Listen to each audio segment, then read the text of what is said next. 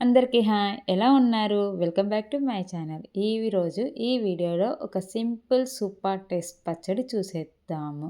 ఈ పచ్చడి ఒకటుంటే చాలండి మన ప్లేట్ అనేది కంప్లీట్‌గా అయిపోతుంది. ఏవైనా టిఫిన్‌లకైనా, రైస్‌లోకైనా మన ప్లేట్ అనేది ఖాళీ అయిపోతుంది. మరి పచ్చడి ఏంటో చూసేద్దామా? దానికోసం కళాయి పెట్టుకొని అందులో 2 టేబుల్ స్పూన్ల వరకు ఆయిల్ వేసుకోండి. ఆయిల్ కొంచెం హీట్ ఎక్కాక 6-7 చిల్లీస్ వరకు ఫ్రై చేసుకుందాం. ఫ్రై అయిపోయిన చిల్లీస్‌ని మనము పక్కన ఒక ప్లేట్‌లోకి తీసుకుందాం. తర్వాత సేమ్ అదే బాండీలోకి ఒక పావు కప్పు అంతవరకు ముందుగా వాష్ చేసి పెట్టుకున్న పుదీనాని, ఓన్లీ ఆకులేనండి, కాడలు లేవు.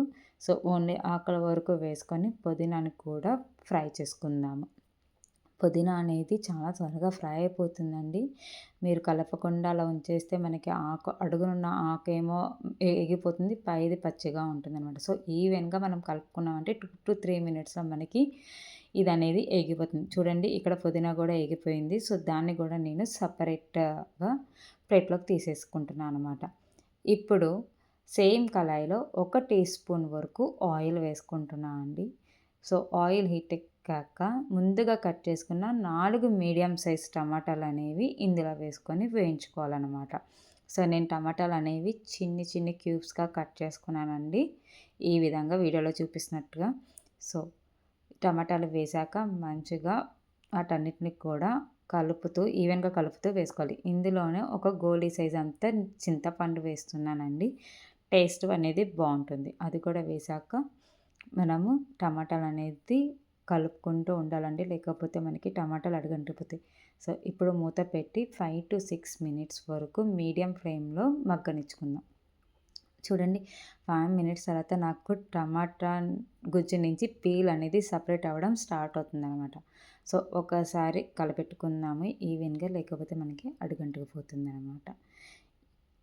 ఇప్పుడు చూసారా, లైట్‌గా వాటర్ అనేది సెపరేట్ అవ్వడం అనేది మనకి స్టార్ట్ అవుతుందనమాట. ఇందులోనే నేను ముందుగా కట్ చేసుకున్న ఒక పావు కప్పు కాడలతో సహా వేసేసుకున్నానండి. వాష్ చేసేసుకున్న కొత్తిమీరని అలాగే మీకు కావాలంటే కట్ చేసేసుకోవచ్చు, లేకపోతే ఇలా కంప్లీట్‌గా కూడా వేసేసుకోవచ్చు. బట్ కాడలు తీయాల్సిన అవసరం లేదండి ఇక్కడ ఈ పచ్చడికైతే. కాడలతో సహా నేను కొత్తిమీర అనేది వేసేస్తున్నాను అనమాట. ఒక్కసారి మళ్ళీ కొత్తిమీర వేశాక మనం టమాటాలు అనేది కలుపుకుందాము. ఇంకొంచెం మగ్గితే చాలు. ఒక 2-3 మినిట్స్ మూత పెట్టి మనం మగ్గనిచ్చుకుందాం. 2-3 మినిట్స్ తర్వాత ఒక్కసారి టమాటాలని చూద్దాం. చూడండి, ఆల్మోస్ట్ ఆ పీల్ అనేది గుజ్జు నుంచి సెపరేట్ అయిపోతుందనమాట.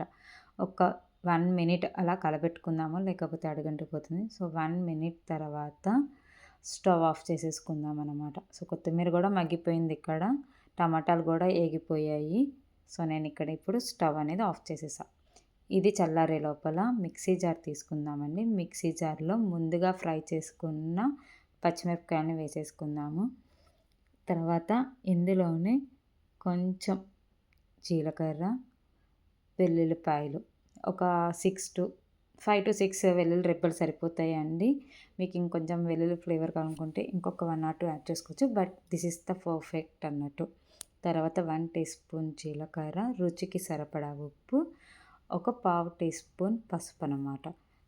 ఇవి అన్నీ వేశాక మనం దీన్ని మెత్తటి గ్రైండ్ చేసుకుందాం. అండ్ ఇక్కడ ఒక చిన్న టిప్, మనం పచ్చడిలో చిన్ని ముక్క బెల్లం యాడ్ చేసామంటే ఆ పచ్చడి ఫ్లేవర్ అంటే స్పైసెస్ అన్నీ కూడా ఈవెన్‌గా ఉంటాయన్నమాట.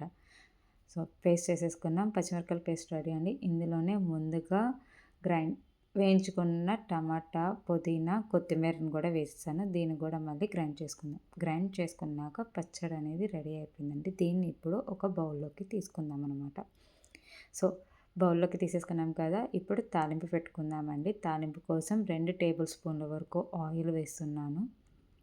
ఆయిల్ హీట్ ఎక్కాక అందులో తాలింపు గింజలు, ఆవాలు, జీలకర్ర, సాయమినపప్పు, పచ్చెనగపప్పు, ఒక 2 ఎండుమిర్చి వేసి మంచిగా ఫ్రై చేసుకోవాలండి. ఈవెన్‌గా కలబెడుతూ మనకి పచ్చిమిరపకాయలు అనేది తొందరగా ఎగిపోతుంది. తర్వాత కొంచెం టేస్ట్ కోసం ఇంగువ, ఫైనల్‌గా కరివేపాకు అనమాట.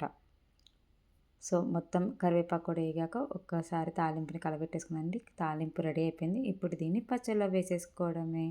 అంతే అండి, సింపుల్ అండ్ టేస్టీ టమాటా పుదీనా కొత్తిమీర పచ్చడి రెడీ.